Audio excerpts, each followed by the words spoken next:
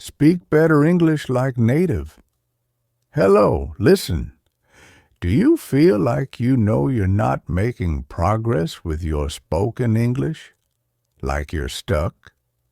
Well, today, I'm going to help you. I'm going to give you 5 tips, right? 5 simple things you can do every day that will help improve your spoken English and help you get, unstuck so you can do really well on the IELTS speaking test. Are you ready? Then come with me. Hello again. So, my name is Drew, and I run the English Language Academy, here to help you speak better English, give better answers, and get a higher score on the IELTS speaking test. So maybe, right, you've taken the IELTS test several times, but you're stuck at the same level, maybe a band 6 or a 6.5. There may be several reasons for this, and today I'm going to look at the most common problem for being stuck. Right, and actually, it's not that you need more exam technique or tips, it's just that your overall level of spoken English is too low. So, the English in your head might be great, but when you speak, it's just not the same. As a student once said to me, he said, when I have ideas in English, the English in my head is like driving a Ferrari. It's great.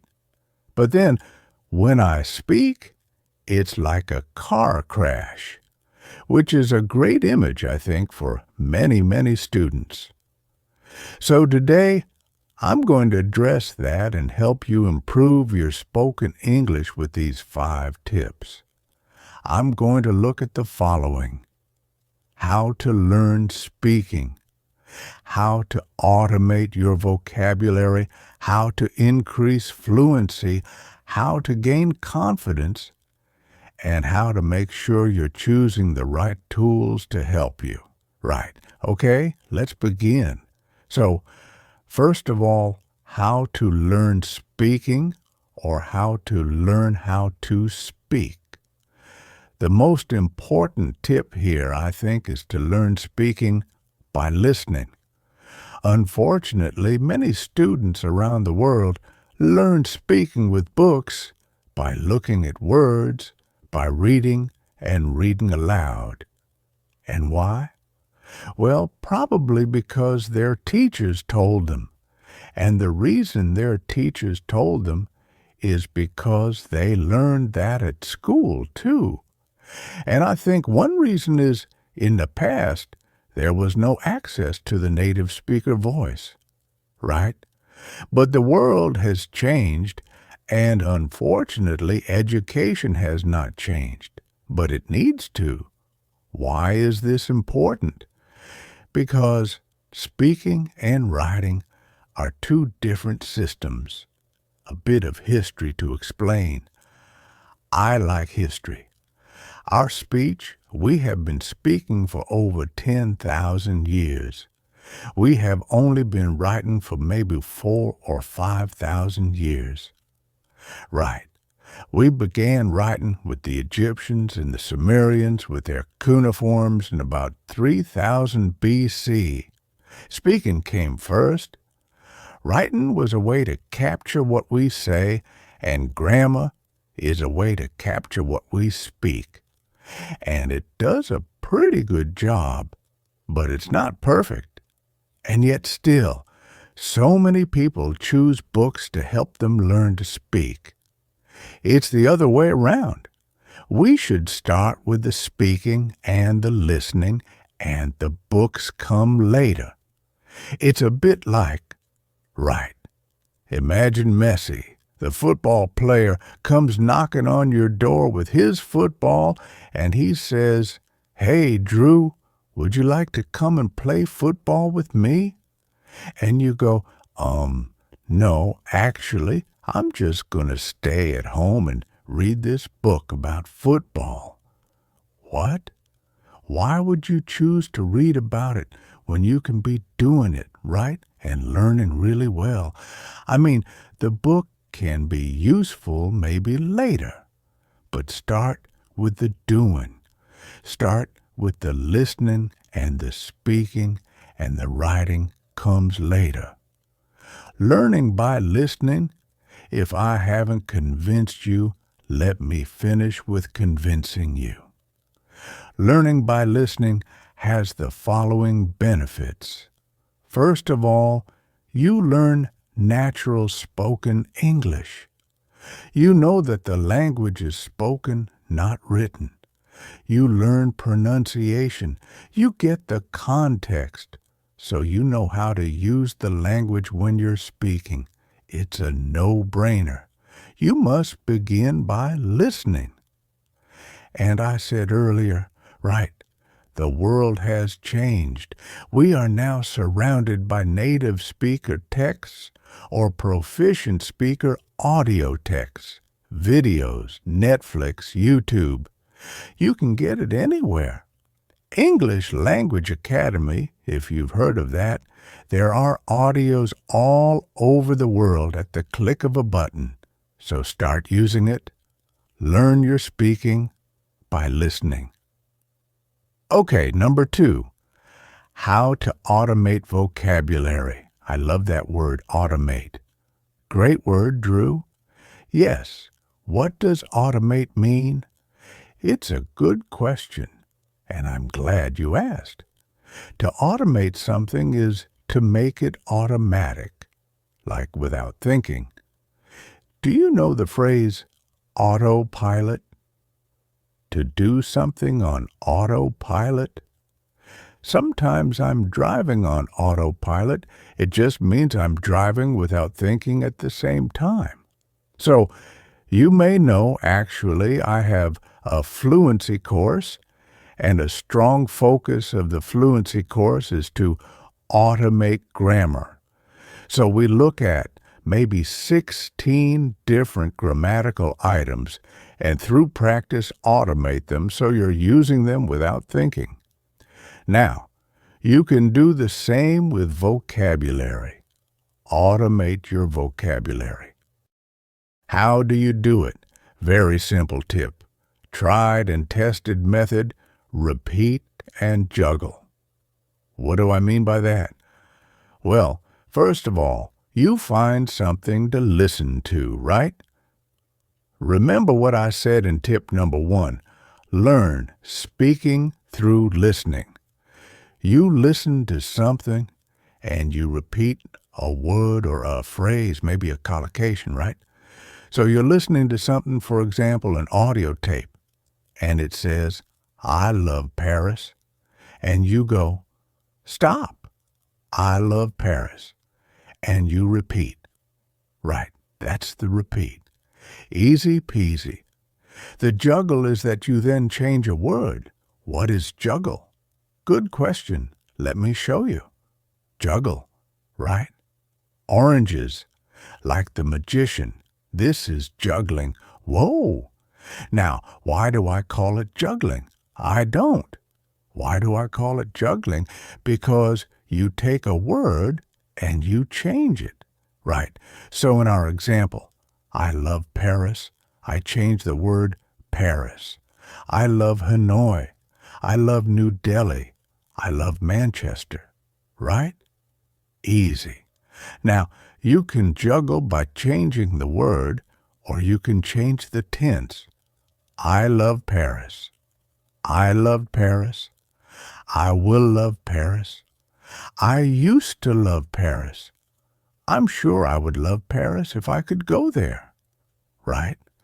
So you're juggling the tense. Very, very simple. Listen, repeat, and juggle. And that formula starts to get you automatically using and hardwiring the vocabulary, making it active and more automated. Now, actually, as I said, education has changed. We are now surrounded by audio and video. There's lots of it, and there's lots of really good tools you can use. I came across one the other day. that I thought was really, really good, and I'm going to show you very briefly how it works. It gives you access to lots of audio and video and helps you do this repeating and juggling. Let me show you. So let me show you this app. I've downloaded it off the Apple Store. I'm on my tablet over here. This is it over here, Woodpecker. And once you go in there, let me go inside the screen and show you how it works.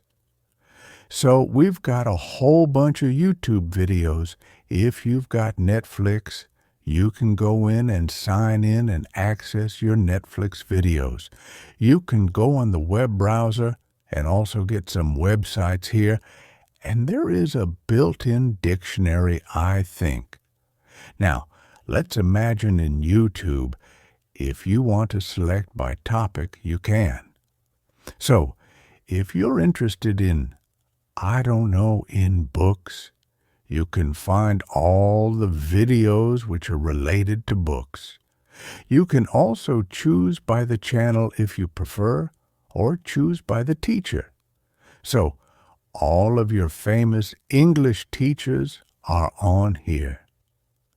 So let's see how we can actually use the repeat and juggling technique in a video.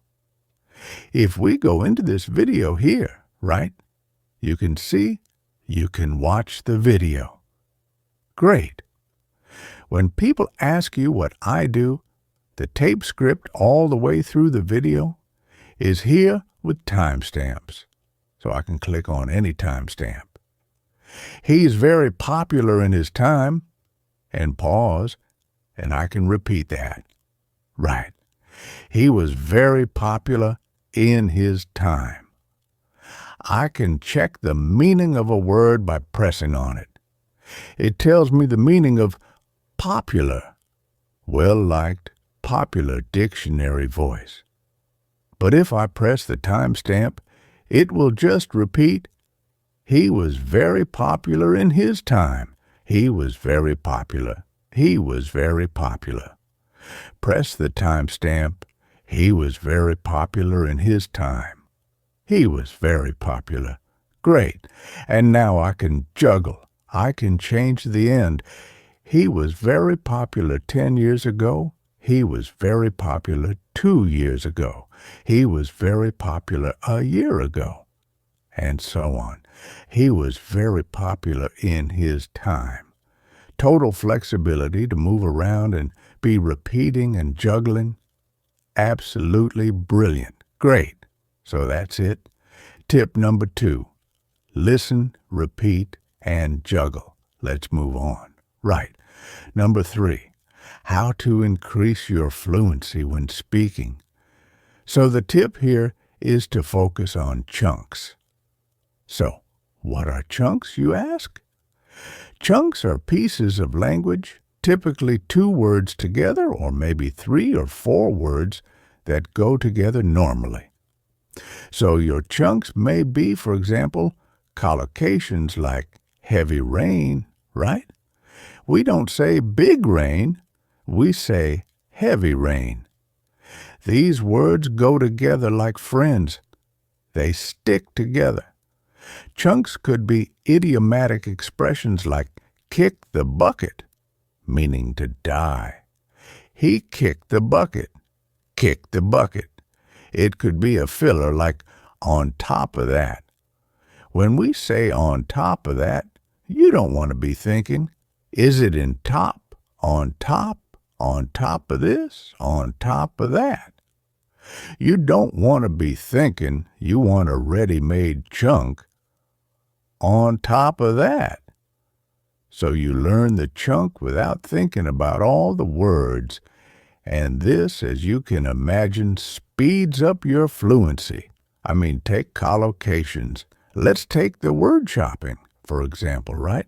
When you learn the word shopping, you should also learn some common collocations, right? You can go to a website like osdic.com, a brilliant website that gives you instant collocations. And you'll find things like weekly shopping, online shopping, late night shopping, a shopping spree, or shopping hours, right? These are chunks of language that if you learn them, you can use them much more flexibly. You don't have to think, right? Somebody says, what did you do at the weekend? Oh, I did my shopping, for Monday to Saturday, the shopping for the week.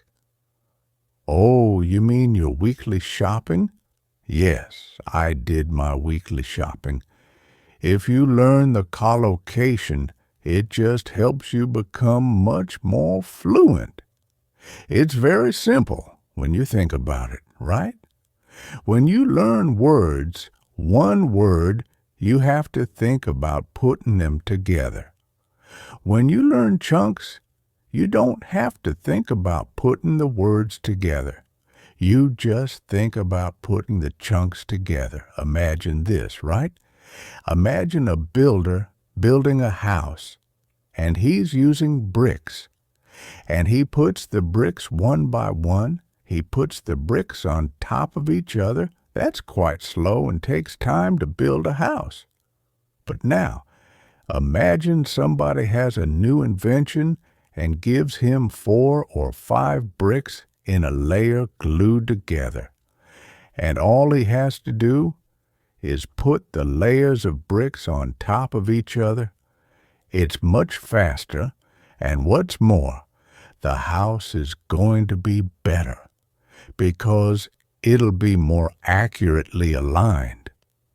It's more accurate, and it's the same with language, right? Using these layers or chunks, it's more accurate. It's faster. You become more fluent. So, when you're learning vocabulary, think and learn and use chunks. Let's move on. Right. Tip number 4, how to gain confidence. Well, here, my tip for you is to push your comfort zone. Your comfort zone is the area of doing things where you feel comfortable. So maybe you learn English by watching a film. You're comfortable. You read a book. You're comfortable. But then somebody says, well, listen, why don't you record your voice? Oh, no, I'm not very comfortable. No.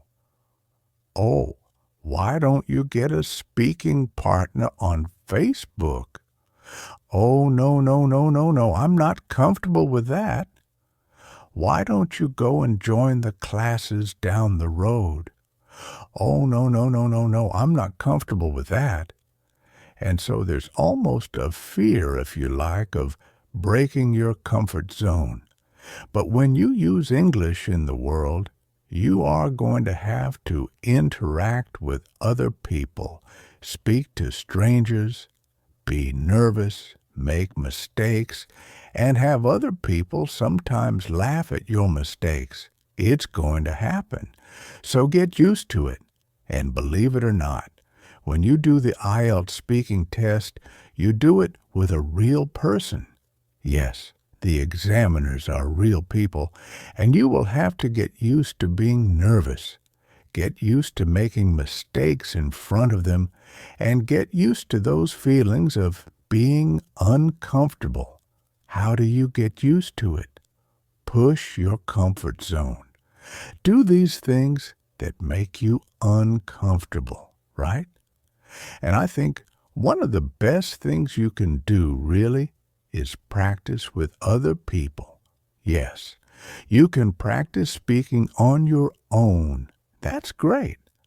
But to take your confidence up to the next level, you should practice with other people. I'm a big fan of platforms like Italki and Cambly or Facebook for finding speaking partners. But by doing that, you're going to be practicing with other people.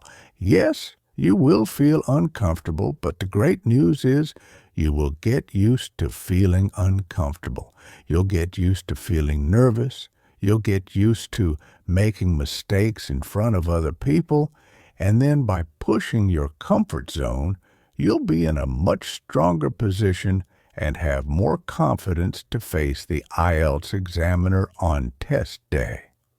So go out and push your comfort zone. Good. Talking of tools, let's move on to the next tip. Number 5. It's all about tools. Tip number 5 is all about choosing the right tools. My suggestion here, tip number 5, is to immerse yourself in natural spoken English. It's all well and good having a course book, having a teacher, and practicing with English, which is for students. But it's really important you don't forget the real world and that you also engage and immerse yourself in natural spoken English, which is not for students, which is used by normal people, by native speakers, or proficient level speakers of English. Why is this important? Well, because teachers are great, right? But teachers and course books normally limit the language they expose you to.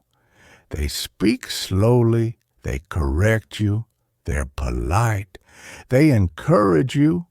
It's kind of an artificial bubble where you can build up your confidence, and that's great. But also, the real world is a bit different, right? People are not so polite. They may not correct you. They speak quickly. They expect you to understand. There is no mercy in the IELTS speaking test. You must answer straight away. So there's pressure, right? So I think having, of course, the teacher, the course, and the book, that's great. But also make sure you're immersing yourself in spoken English. And this connects with a lot of things I said earlier, right? About listening, learning, speaking by listening. About using different tools.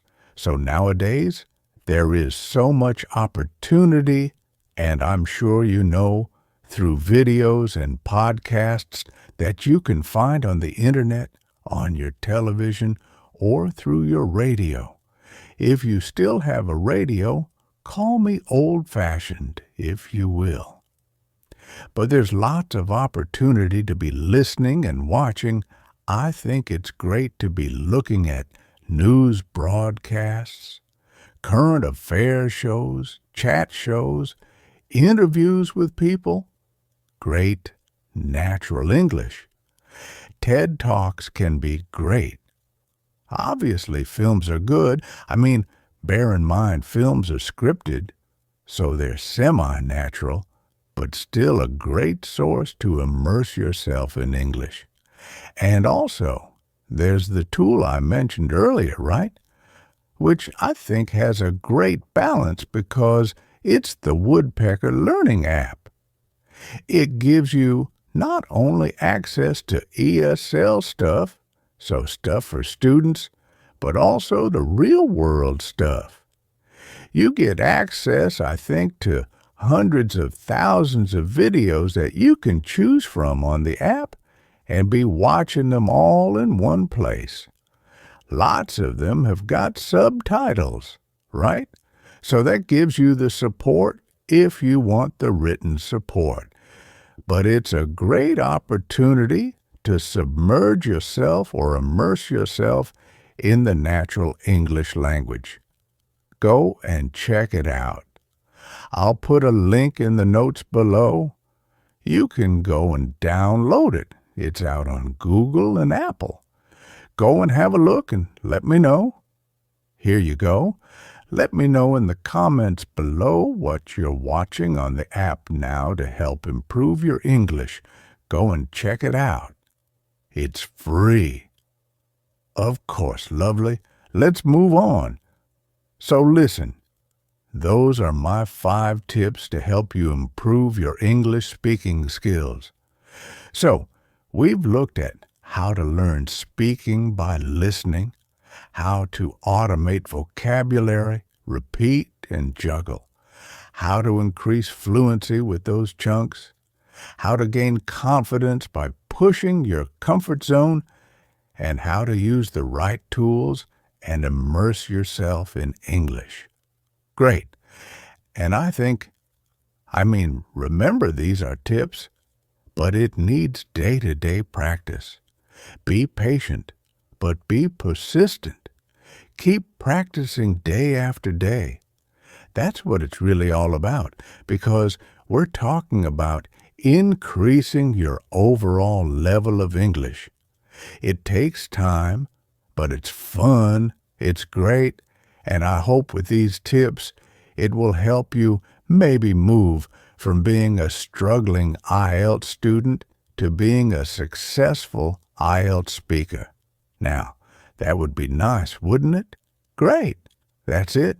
Please do subscribe. Remember to turn on notifications on YouTube so you can find out about my upcoming videos. Do leave me a comment below. Let me know what you're watching or listening to help improve your English today. Brilliant. As always, it's been fun and a pleasure. Take care, my friend. Bye-bye now.